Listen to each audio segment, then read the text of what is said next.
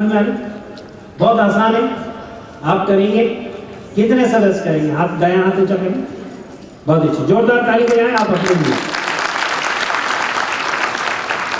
अब दूसरी बात होगी जो व्यक्तिगत स्तर से जितना हम कर सकते हैं, क्योंकि जब तक आप रोल मॉडल नहीं बनेंगे, गांधी परिवार का प्रत्येक परिजन पानी की बात नहीं करेगा या पानी के प्रति अवेयर नहीं होगा या रोल मॉडल नहीं होगा, वो विचार थॉट रिवॉल्यूशन यदि नहीं करेगा, विचार क्रांति अभियान गुरुदेव का बहुत बड़ा अभियान है और उसमें सारी सब कुछ ये बातें आ जाती हैं। तो आप एक रोल मॉडल हैं, जब आप कहेंगे तो शायद ज्यादा प्रभाव पड़ेगा सब पर, कम्युनिटी पर, जन सामान्य पर। अब एक सामाजिक स्तर से आप क्या कर सकते हैं?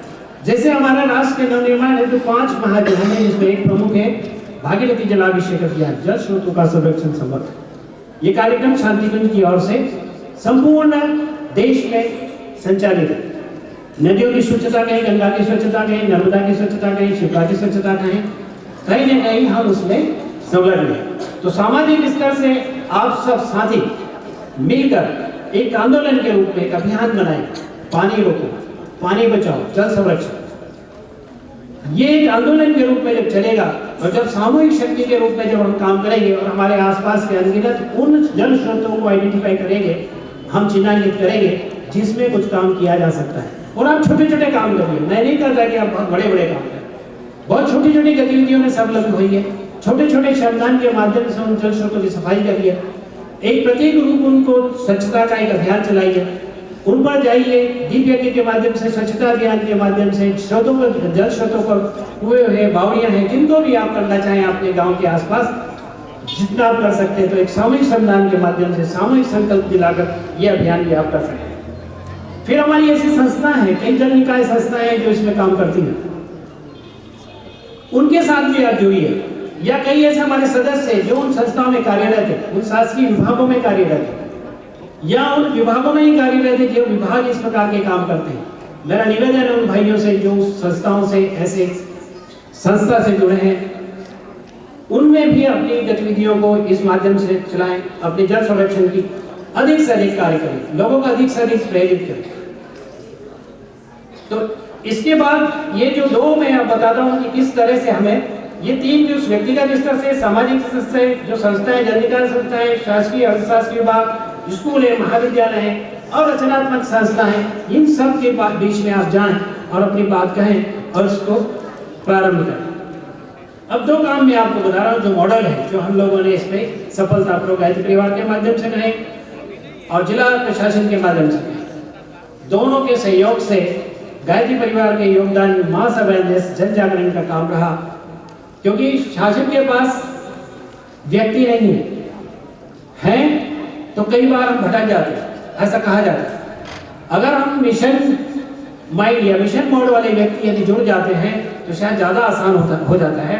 तो हम 2 प्रकार के काम करने की आप बात करते हैं, एक सतही जल संरक्षण और एक सतही जल संरक्षण। क्योंकि भूमि जल को रिचार्ज करने की बात हम बाद में कहेंगे, लेकिन सतही जल संरक्षण हम कैसे करें उसके लिए मैं आपको छोटा सा एक उदाहरण देता हूँ। खेत तालाब, यह मॉडल देवास जिले में सफलतापूर्वक हुआ और देवास के आसपास भी, संपूर्ण मध्य प्रदेश में भी इसको बड़े अच्छे तरीके से संचालित हुआ और बाद में शासन ने उसको योजना में लेकर एक बलराम तालाब योजना बनाई और उसको सारे किसान भाइयों के लिए उपलब्ध कराया।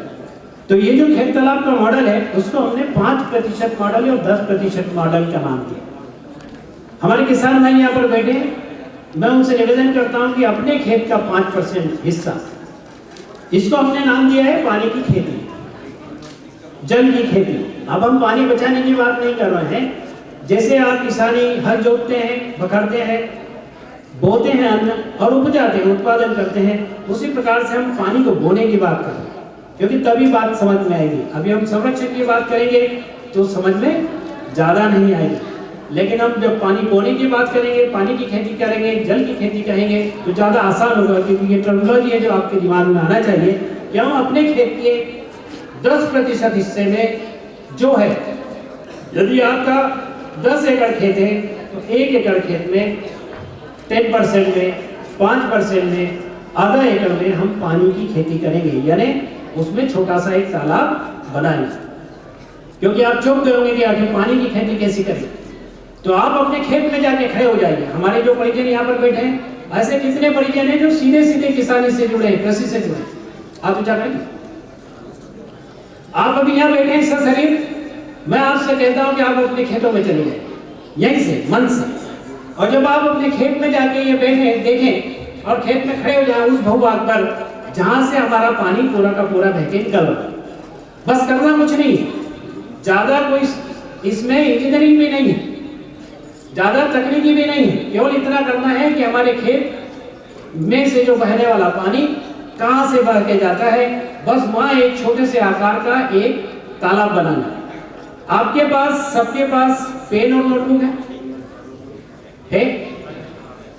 चलिए 5%, 10% में 1 हेक्टर का अपन गुणा करते हैं, उससे मैं बताता हूं कि कितना पानी आप इकट्ठा करते हैं, और आपका गेहूं और चने में जो पानी लगता है वो कितना लगता है। मैं बहुत सिंपल सा आसान गणित में समझाने का प्रयास करूंगा कि अगर इतना पानी इतने बाय इतने के गड्ढे में यदि आप संरक्षण कर सकते हैं, संग्रहित कर सकते हैं, तो इतने खेती में आप उसका सदुपयोग 1 या 2 पानी के रूप में कर सकते हैं। 1 हेक्टर बराबर लिखिए 100 गुणित 100। कितने लोग लिख रहे हैं जरा हाथ ऊंचा करें। बहुत अच्छा। 1 हेक्टर बराबर 100 मीटर गुणित 100 मीटर होता है। अगर 100 मीटर बाई 100 मीटर का गुणा करेंगे तो 10,000 स्क्वायर मीटर होता है। कर लिया। अब यदि हमारा 1 हेक्टर खेत है, अभी हम 10 हेक्टर, 5 हेक्टर, 20 एकड़, 5 ऐसे नहीं बात करेंगे, केवल हम 1 हेक्टर मतलब 100 मीटर बाई 100 मीटर का एक प्लाट है हमारे पास। हमारी भूमि केवल इतनी सी है, और इतने से में हमको खेती करना, उसमें कितना पानी लगेगा उसका सिंपल सा कैलकुलेशन करके आपको बता रहा हूं। अब 100 गुणित 100 10,000 स्क्वायर मीटर हुआ। उसका अगर 5% मतलब 1 हेक्टर खेत है, तो अगर 5% में हम पानी की खेती करेंगे तो वो होगा 500 स्क्वायर मीटर। लिखिए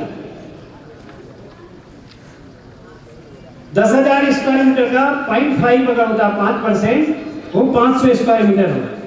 अब यदि 5% यदि खेती के पानी की खेती करेंगे 1 हेक्टर में से, तो 500 हेक्टर होगा, और 10% यदि हम पानी की खेती करेंगे तो 1,000 स्क्वायर मीटर होगा। लिख लीजिए, ये भी दो गणित दूंगा मैं। अब 500 गुणित 3 मीटर, अगर 500 स्क्वायर मीटर में हम 3 मीटर का गड्ढा कर दें, अभी मैं सीधा है, तालाब प्लेनुमा होता है, लेकिन अभी सीधा सिंपल करने के लिए 500 में 3 का गुणा करो, कितना आया बताइए? 1500 क्यूबिक मीटर। ये 1500 क्यूबिक मीटर यदि 100 रुपए क्यूबिक मीटर मिट्टी की खुदाई का अगर रेट हो तो 1.5 लाख में हमारे ये तालाब बनेगा। और यदि आप खुद श्रम करेंगे, आपके पास ट्रैक्टर है, आप खुद श्रम करेंगे घर भर के लोग, तो ये मुश्किल से 50,000 रुपए में, या कहना चाहिए कि मेहनत आपकी और डीजल खर्चे में आपका तालाब बन जाएगा। मतलब बहुत नॉमिनल खर्चे पे आप ये तालाब बना सकते हैं 500 स्क्वायर मीटर का, 3 मीटर डेप्थ, थोड़ी बहुत चौड़ाई बढ़ा लेना। अब सुनिए, आप दूसरी बात करूंगा।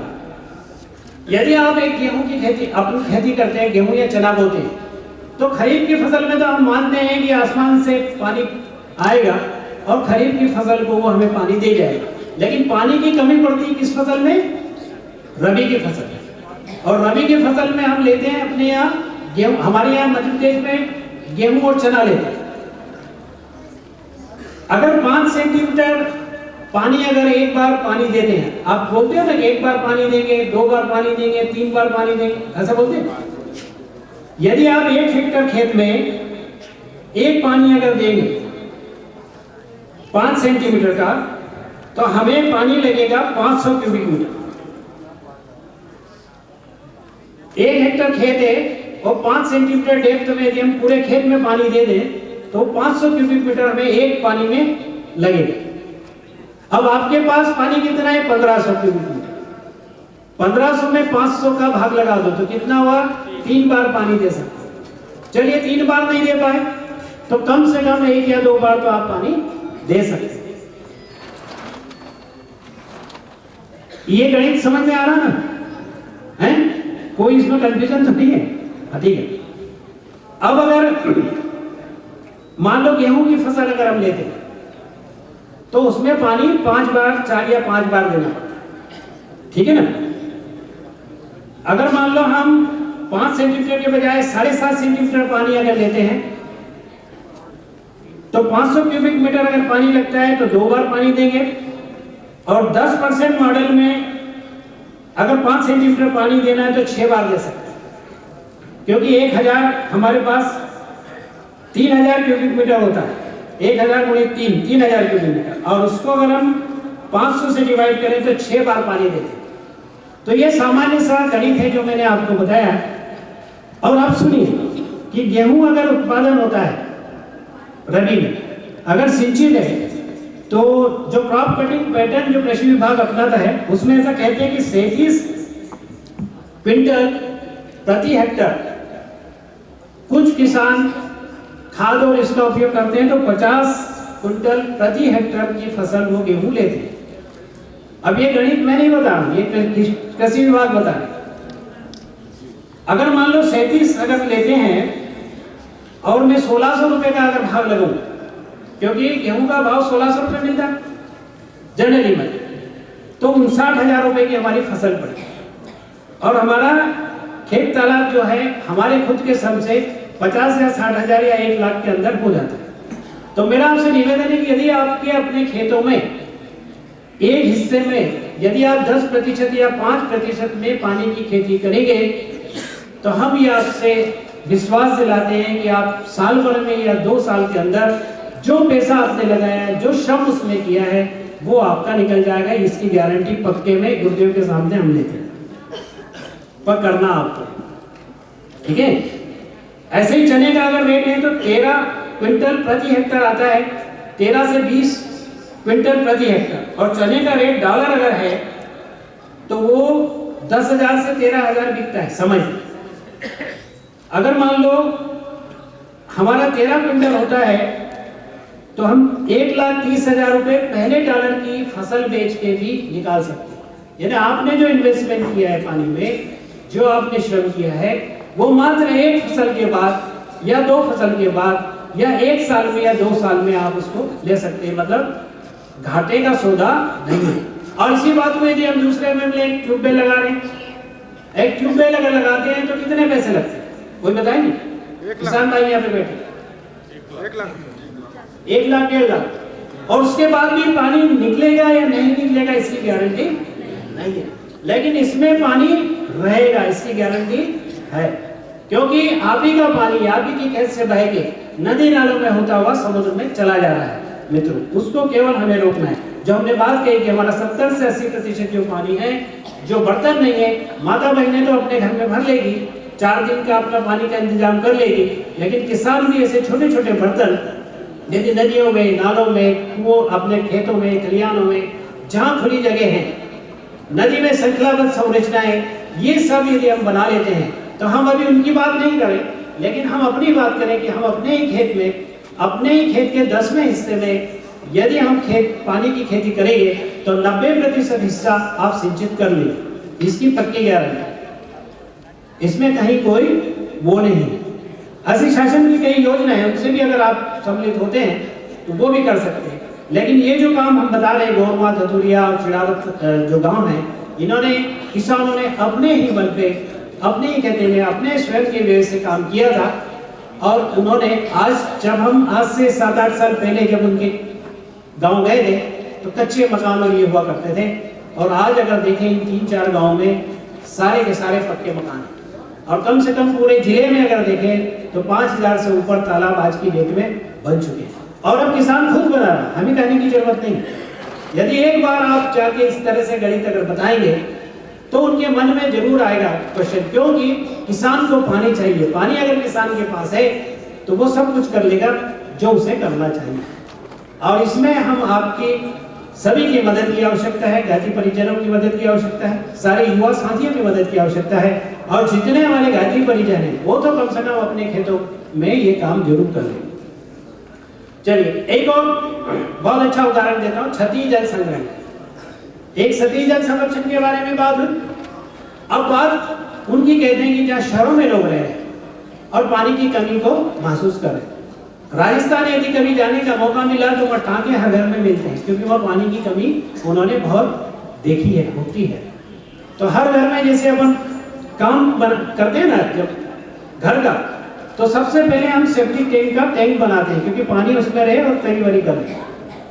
लेकिन वहां सबसे पहले टांका बनाया जाता है कि घर के छत का पानी पूरा का पूरा टांके के अंदर चले जाए। अब मैं इसका एक गणित बताता हूं, फिर से आप अपनी कॉपी पेन खोलिए। सामान्यतः छत हम 30 फीट बाई 50 फीट मानते हैं। 30 फीट बाई 50 फीट अगर छत है तो 1500 स्क्वायर मीटर हमारे पास क्षेत्रफल है। मैं गणित का विद्यार्थी हूं, लेकिन गणित ज्यादा अब नहीं कर पा रहा हूं क्योंकि सोशल इंजीनियरिंग कर रहा हूं। इसलिए मैं आपसे कह रहा हूं कि आप थोड़ा सा 30 गुणित 50 करके देखें अपने कागज को। थोड़े एक चौंकाने वाले आंकड़े आपके पास आएंगे, क्योंकि जब हम कैलकुलेशन करते हैं और कुछ हम जगह पर स्थित होते हैं तो कुछ दिखाई पड़ता है। हम ऐसे अंधी दौड़ नहीं दौड़ते, लेकिन आपको दिखाई पड़ेगा पेपर पे। 30 गुणित 50 का यदि गुणा करें तो 1500 स्क्वायर फीट आपका एरिया हो जाता है। यदि हम आपसे कहें कि ये जो 1500 स्क्वायर मीटर आपका क्षेत्रफल है, छत है मकान की, तो अगर इसमें एक 40 इंच बारिश होती है, 1000 mm बारिश होती है, तो हमारे पास पानी कितना आया? 1 मीटर। तो आप 1500 गुणित 1 करके देखिए कितना आया? 1500 cubic metre metre 30 metre by 50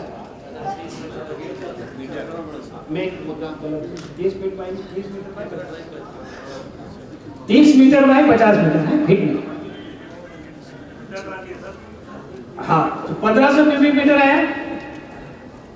उसका आधा हम मान लें कि हम उसको पानी कंजर्व कर सकते हैं।